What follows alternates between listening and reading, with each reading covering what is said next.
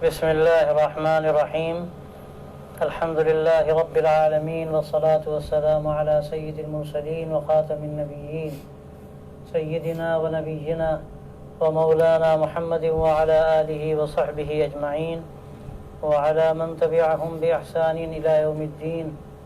أما بعد، فقد ورد عن النبي صلى الله عليه وسلم أنه قال: أنا تارك فيكم ثقلين، کتاب اللہ و سنتی،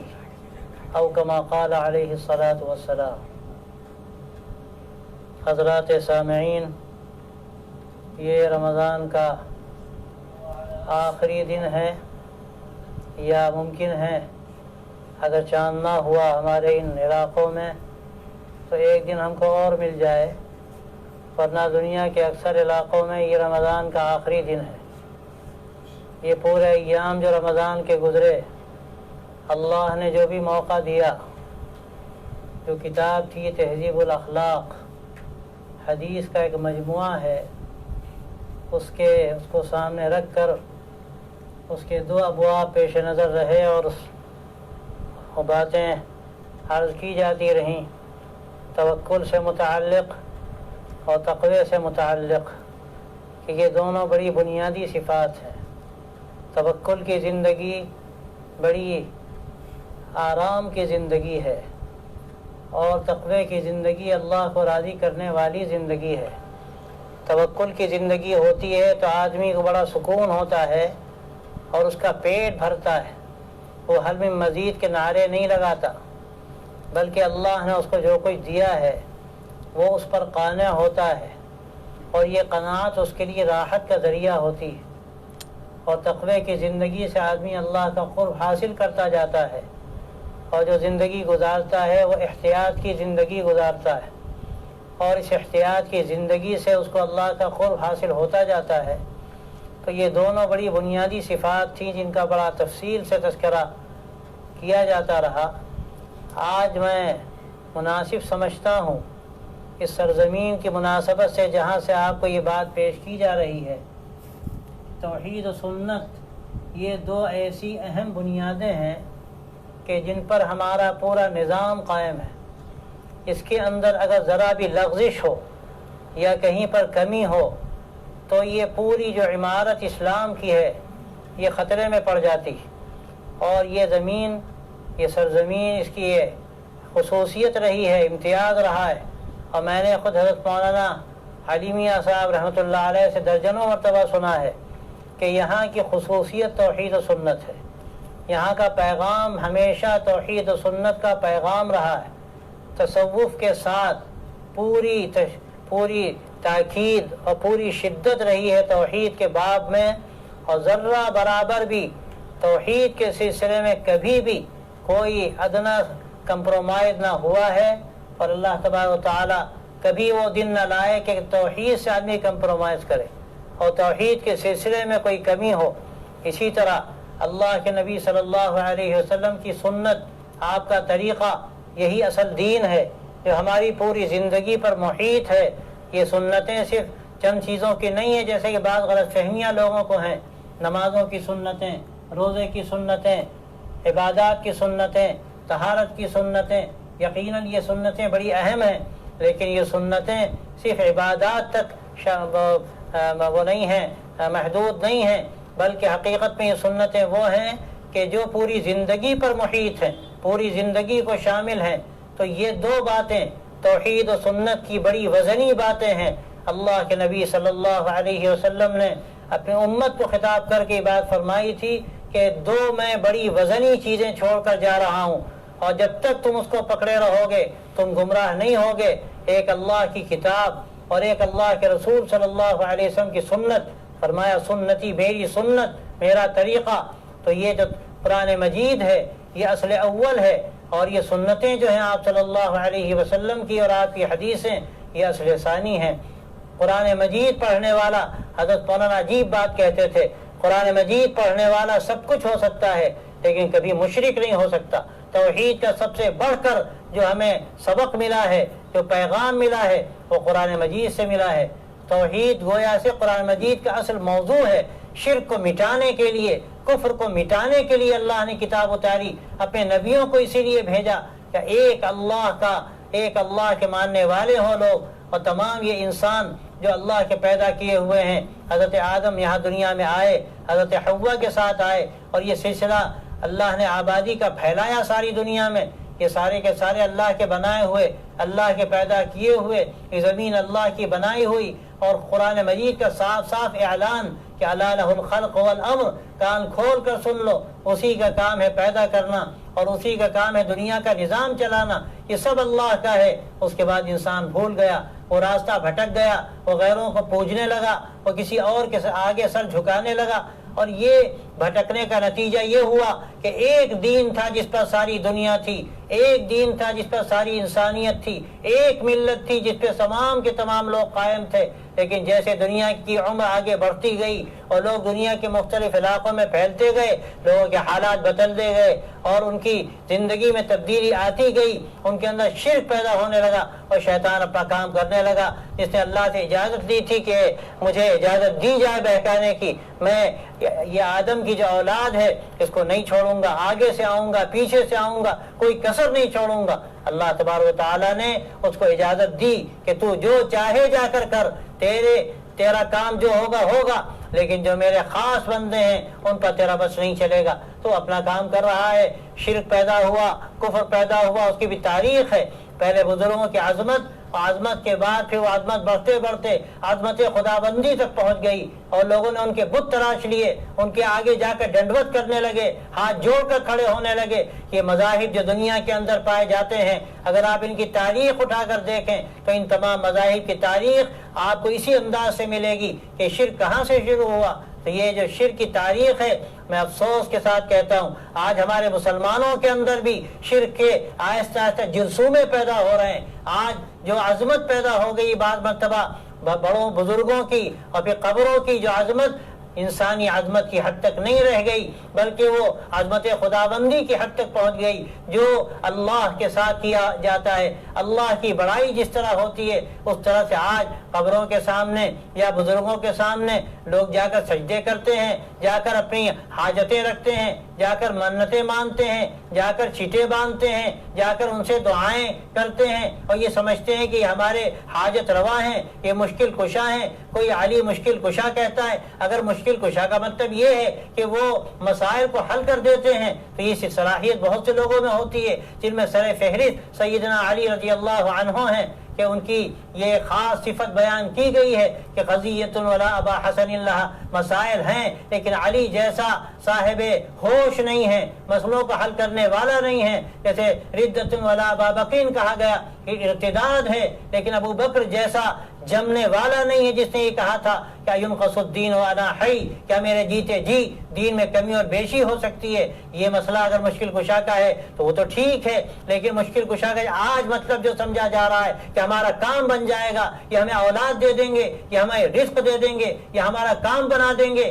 یہ شرک ہے۔ اور کسی کے بارے میں بھی اگر خدا نخواستہ یہ تصور ہوا تو یہ شرک تک اس کے ڈانڈے پہنچ جاتے ہیں۔ ہمیں ان باتوں میں اپنے کو بہت محتاط رکھنے کی ضرورت ہے۔ تو ایک ہے مسئلہ توحید کا، انا تارکم فیکم ثقلین جو فرمایا، ایک قرآن مجید ہے جس میں سب سے بڑھ کر دعوت توحید ہے، اور میں یہاں صاف کہتا ہوں اس جگہ کا سب سے بڑا پیغام توحید کا پیغام ہے، سنت کا پیغام ہے۔ یہاں کے بانی حضرت شاہ عالم اللہ رحمۃ اللہ علیہ جن کو اللہ نے یہاں بھیجا، اور آج سے تقریباً 400 سال پہلے اس بستی میں آئے، ایک جنگل تھا، وہ اللہ کے حکم سے آئے، اور یہاں پر انہوں نے گویا کہ اللہ کے حکم سے ڈیرا ڈالا۔ وہ ہجرت کی نیت سے چلے تھے، لیکن اللہ کا فیصلہ تھا۔ ان کے شیخ حضرت آدم بنوری رحمۃ اللہ علیہ، امام سرہندی رحمۃ اللہ علیہ کے کبار خلفاء میں سے ہیں، انہوں نے ان سے یہ کہا تھا کہ تم جا رہے ہو، ہجرت کی تمہاری بے شک نیت ہے، لیکن کوئی اللہ کا بندہ روکے تو ٹھہر جانا۔ وہ یہاں سے گزرے تھے رائے بریلی سے، اتفاق کی بات ہے کہ یہاں بزرگ رہا کرتے تھے،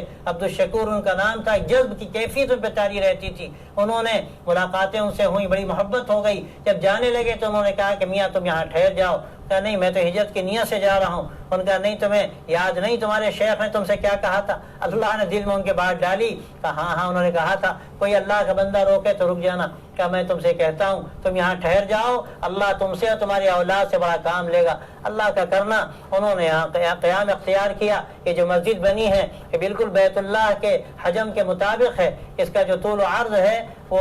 یہاں سے گئے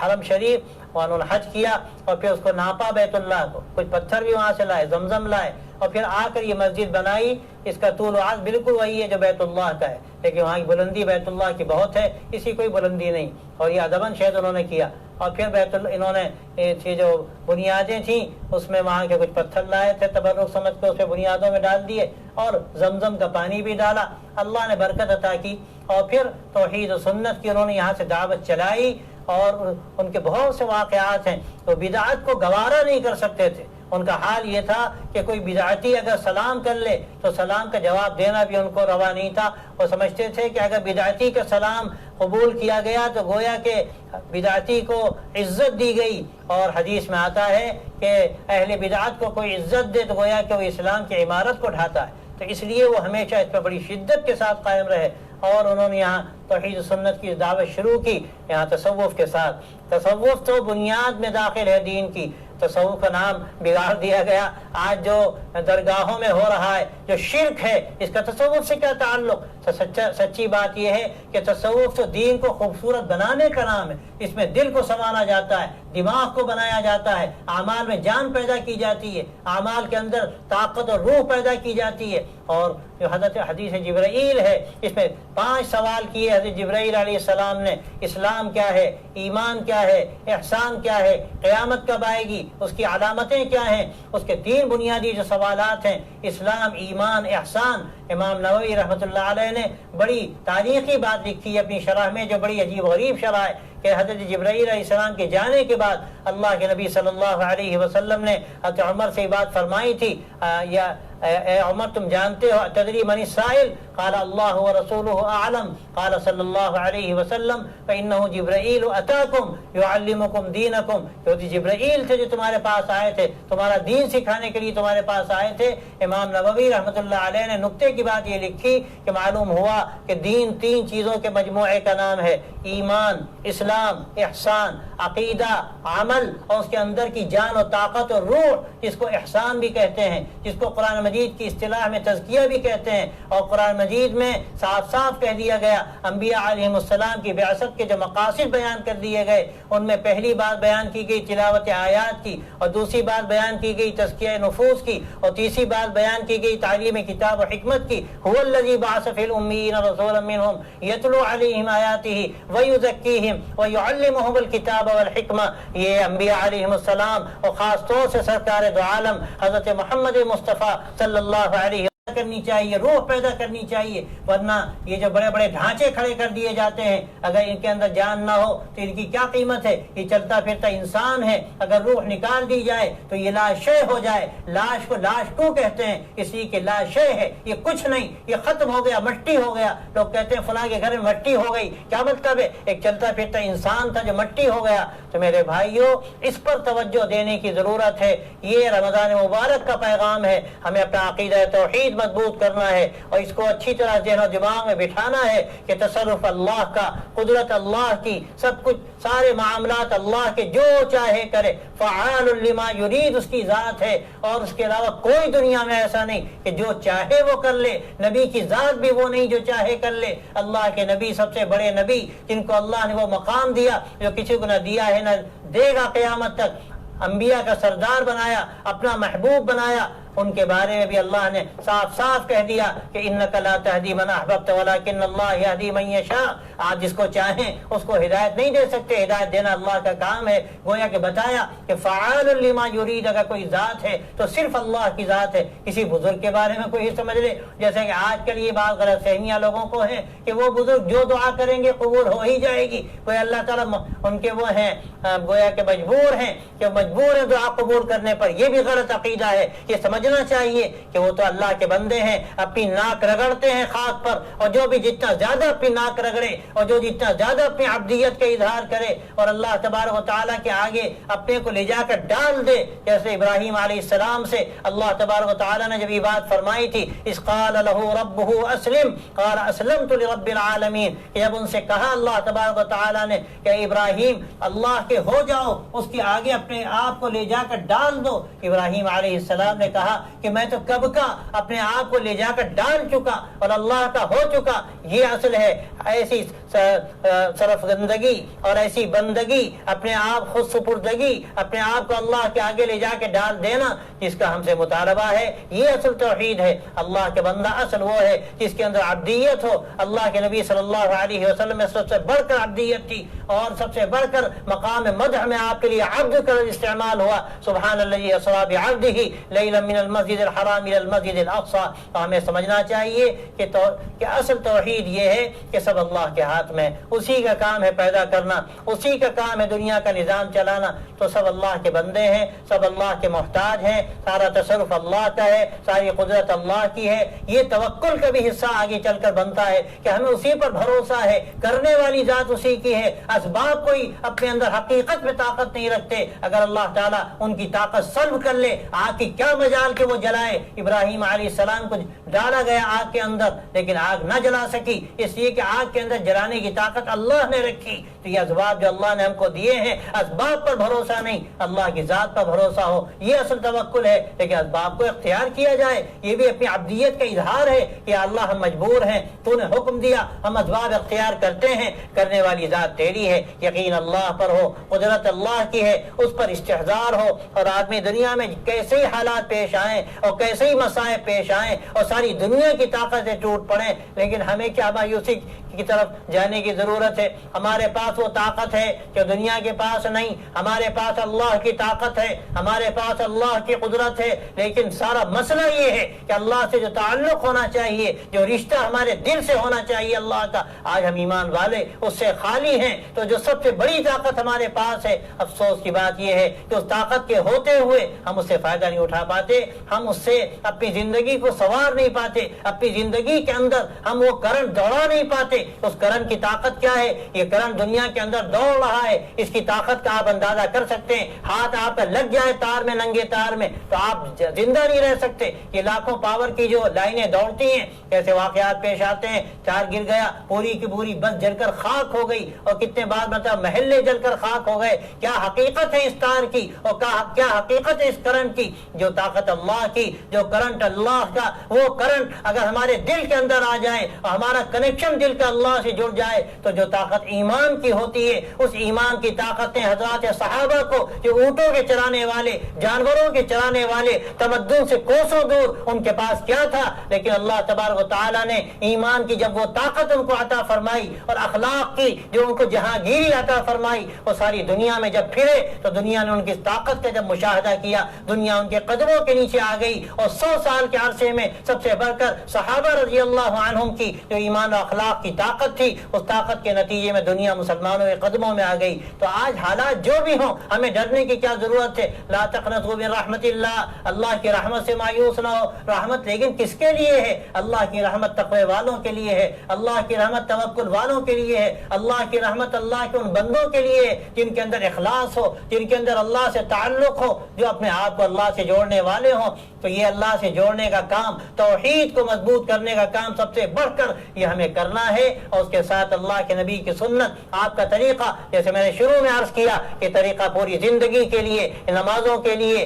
یہ روزوں کے لیے، یہ عبادتوں کے لیے، یہ معاملات کے لیے، یہ معاشرت کے لیے، آپس کے روابط کے لیے، آپس کے تعلقات کے لیے، یہ کھیتی باڑی کے لیے، یہ دکانداری کے لیے، یہ ایک دوسرے سے ملنے ملانے کے لیے، یہ حکومتوں کے لیے، یہ امیر و غریب کے لیے، یہ دنیا کے ہر فرد کے لیے، اور ہر طریقے پر، ہر زندگی کے جزئیے کے ساتھ اور تمام تفصیلات کے ساتھ آپ صلی اللہ علیہ وسلم نے اس کو بیان فرما دیا۔ اس کا حقیقت یہ ہے، یہ شریعت ایسی ہے کہ اس کا رات کا حصہ بھی حقیقت میں دن ہے۔ کہ ایسا چمکدار جیسے سورج نکلا ہوا ہو، سورج کی روشنی میں آدمی ایک باریک ذرہ بھی دیکھ لیتا ہے۔ یہ شریعت ایسی ہے کہ اس کی روشنی میں اگر ہم اپنی زندگی گزاریں گے تو ہمیں سارے حقائق سمجھ میں آئیں گے، اچھائیاں نظر آئیں گی، برائیاں نظر آئیں گی، اچھائیوں پر چلنا، برائیوں سے بچنا، یہ سب آسان ہوگا۔ لیکن اللہ کے نبی کی سنتوں میں جب اختیار کیا جائے، اللہ کا فیصلہ ہے جو اس طریقے کو اختیار کرے گا۔ اللہ تعالیٰ نے اپنے نبی کی شان بڑھائی قرآن مجید میں یہ ارشاد فرما کر کہ قل ان کنتم تحبون اللہ فاتبعونی یحببکم اللہ، کہ اگر تم اللہ تبارک و تعالیٰ سے محبت کرتے ہو، اے امت والو، آپ سے کہلوایا جا رہا ہے، آپ کہہ دیجئے اے امت کے لوگوں، اگر تمہیں اللہ سے محبت ہے، میری چال چلو، میرا طریقہ اختیار کرو، اللہ تمہیں اپنا محبوب بنا لے گا، اپنا چہیتا بنا لے گا۔ اس سے بڑھ کر نعمت کیا ہوگی؟ اللہ کے نبی کا طریقہ اختیار کیا جائے، زندگی کے ہر شعبے میں اختیار کیا جائے۔ ہمارے مسائل کا حل یہی ہے۔ آج ہم اپنے مسائل کا حل نہ جانے دنیا کی کہاں کہاں کے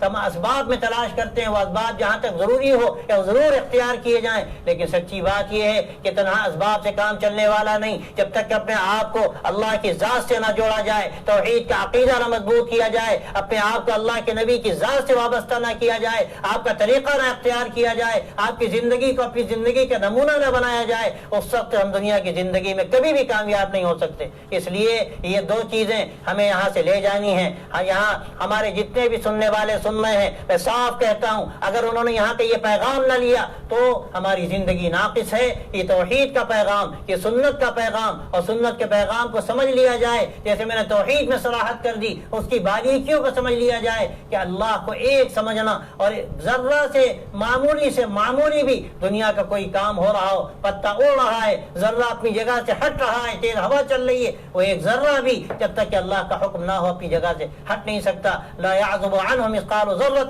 في السماوات والارض، آسمانوں میں اور زمین میں ذرہ برابر بھی کوئی چیز اس کی نگاہوں سے مخفی نہیں، سب اس کے حکم سے ہوتا ہے۔ ایک تو یہ، اور دوسرے سنتوں کا اہتمام، اور پوری زندگی کو سنتوں کے سانچے میں ڈھالا جائے، اور یہ سمجھا جائے کہ سنتیں صرف عبادتوں کی نہیں، ہماری سنتیں اخلاق میں دیکھیے ہمارا حال کیا ہے۔ ہم اس کو نہ سنت سمجھتے ہیں، نہ سنت سمجھ کر اختیار کرتے ہیں۔ میں تو اپنے پیام انسانیت کے ساتھیوں سے کہتا ہوں کہ تم یہ لوگوں سے اخلاق کا معاملہ کرتے ہو، تم لوگوں کی خدمت کرتے ہو، تم مریضوں کی عیادت کرتے ہو، کمزوروں کی مدد کرتے ہو، تم مزدوروں کا ساتھ دیتے ہو، یقیناً یہ بڑی عبادت ہے۔ عبادت سمجھ کر کرو، اللہ کی رضا کے لیے کرو، اور یہ سمجھ کر کرو کہ اللہ کے نبی صلی اللہ علیہ وسلم کی یہ سنت ہے۔ جب سنت سمجھ کر یہ عمل کیا جائے گا اللہ کو راضی کرنے کے لیے، تو اس کام کے اندر جان پیدا ہوگی، اللہ بھی راضی ہوگا، اللہ دنیا کو مسخر کر دے گا، دنیا کی طاقتوں کو اللہ مسخر کر دے گا۔ لیکن جب اپنے آپ کو ہم اللہ کے سامنے لے جا کر ڈال دیں، اور اللہ کے نبی کے دین کے لیے اپنے آپ کو مٹا دیں،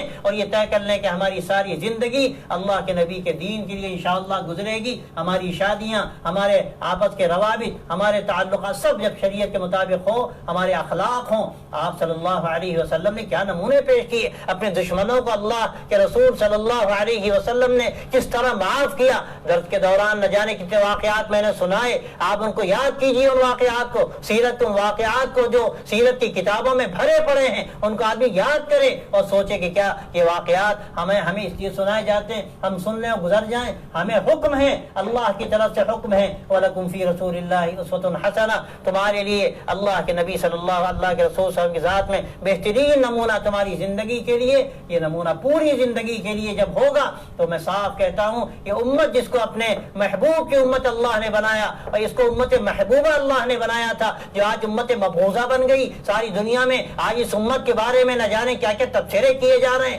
آج میڈیا کیسی کیسی اپنی زبان سے اپنے قلم سے ایسی ایسی باتیں کہہ رہا ہے جو حقیقت سے کوسوں دور ہیں، یہ آج ان کی زبانوں سے تو کہلوائی جا رہی ہیں۔ میں تو صاف کہتا ہوں وہ نہیں کہہ رہے ہیں، اللہ ان سے کہلوا رہا ہے۔ اگر آج بھی ان باتوں کے بعد ہم نے اپنے اندر تبدیلی کا خیال پیدا نہ ہو، اور ہم اپنے جو ہمارے، میں ایک بات اور عرض کیا کرتا ہوں، ہم دنیا کو مطعون کرتے ہیں، امریکہ نے یہ کیا اور فلاں نے یہ کیا اور میڈیا نے یہ کیا، جو ہمارے اختیار میں نہیں، ہم ہزار بار اس کا رونا روتے رہیں، اس سے کیا ہوگا؟ ہم کیا کر سکتے تھے؟ ہماری زندگی کیا انقلاب لا سکتی تھی؟ ہم نے کبھی اس پر غور نہیں کیا۔ اگر ہم اپنی زندگی پر غور کریں، ہم اپنے اندر تبدیلی پیدا کرنے کی کوشش کریں، اخلاق نبوی اختیار کرنے کی کوشش کریں، زندگی کو سنت توحید کے سانچے میں ڈھالیں، میں قسم کھا کر کہہ سکتا ہوں کہاں کا میڈیا، کہاں کی طاقتیں اور کہاں کی حکومتیں، نہ جانے آپ پوری دنیا دنیا کی تاریخ اٹھا کر دیکھیے، بڑی بڑی طاقت والے آئے اور مٹ کے ختم ہو گئے، کتنی حکومتیں آئیں کا چراغ گل ہو گیا،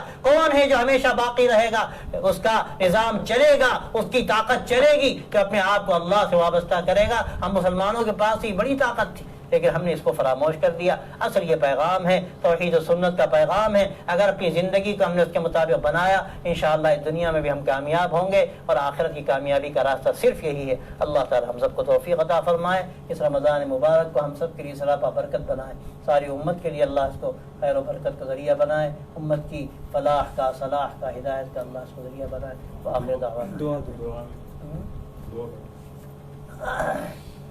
اللهم صل على سيدنا ونبينا ومولانا محمد وعلى آل سيدنا ونبينا ومولانا محمد وبارك وسلم۔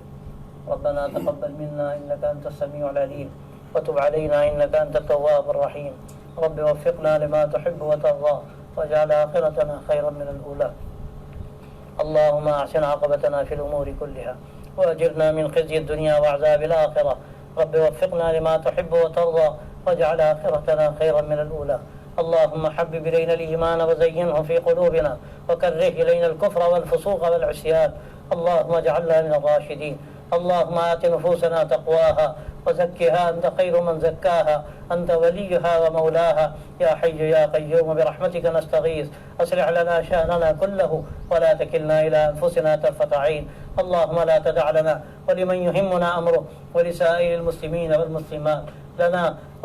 ولإخواننا في مقامنا هذا وفي وقتنا هذا ذنبا إلا غفرته، ولا عيبا إلا سترته، ولا هما إلا فرجته، ولا كربا إلا نفسته، ولا دينا إلا قضيته، ولا مسجونا إلا صرحته، ولا مسافرا إلا بلغته وغنمته، ولا مريضا إلا شفيته وعافيته، ولا طالب حاجة من حاجات الدنيا والآخرة لك فيها رضا ولنا صلاح إلا قضيتها ويسرتها، ويسلم منك يا أكرم الأكرمين ويا أرحم الراحمين، اللهم اهدنا فيمن هديت، وعافنا فيمن عافيت، وتولنا فيمن توليت، وبارك لنا فيما أعطيت، وقنا واصرف عنا شر ما قضيت، وقنا واصرف عنا شر ما قضيت، وقنا واصرف عنا شر ما قضيت، فإنك تقضي ولا يقضى عليك، فإنه لا يذل من واليت ولا يعز من عاديت، تبارك ربنا وتعاليت، نستغفرك ونتوب إليك، اللهم لا تسلط علينا بذنوبنا من لا يخافك ولا يرحمنا، اللهم شتت شمل أعدائك أعداء الدين،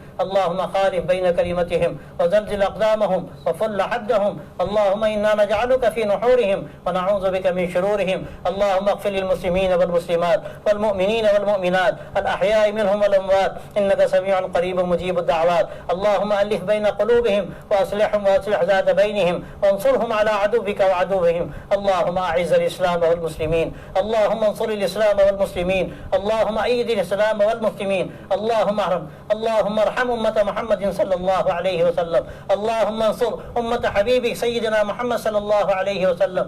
یا حی یا قیوم یا ذا الجلال والإکرام، یا اللہ ہمارے گناہوں کو معاف فرما، یا اللہ ہماری کوتاہیوں سے درگزر فرما، یا اللہ یہ رمضان بھی ایسا گزرا، یا اللہ ہم جو اعمال ہمیں کرنے چاہیے ہم نہ کر سکے، یا اللہ تیری مسجدیں بھی خالی رہیں، یا اللہ تیرا حرم بھی خالی رہا، اے اللہ محض اپنے کرم سے کہ حرم کو بھی آباد فرما دے، ان مسجدوں کو بھی آباد فرما دے، یا اللہ ایمان والوں کے دلوں کو ایمان سے آباد کر دے، اعمال کے اندر پختگی پیدا فرما دے، یا اللہ عقیدہ توحید کو مضبوط فرما دے، یا اللہ عقیدہ توحید کو عاشق و مضبوط فرما دے، سنتوں پر عمل کرنے کی توفیق عطا فرما، ہماری پوری زندگی وہ شریعت کے ساتھ،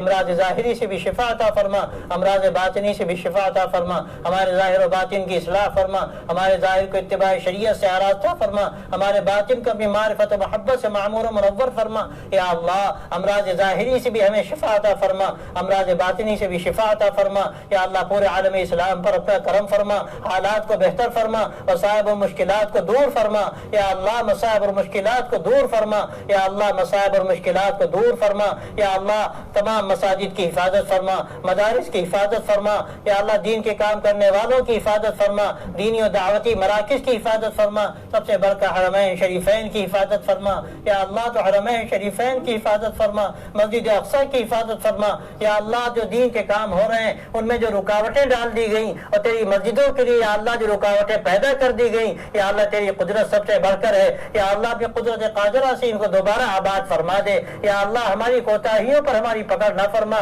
یا اللہ ہمیں بغیر استحقاق کے نصیب فرما دے،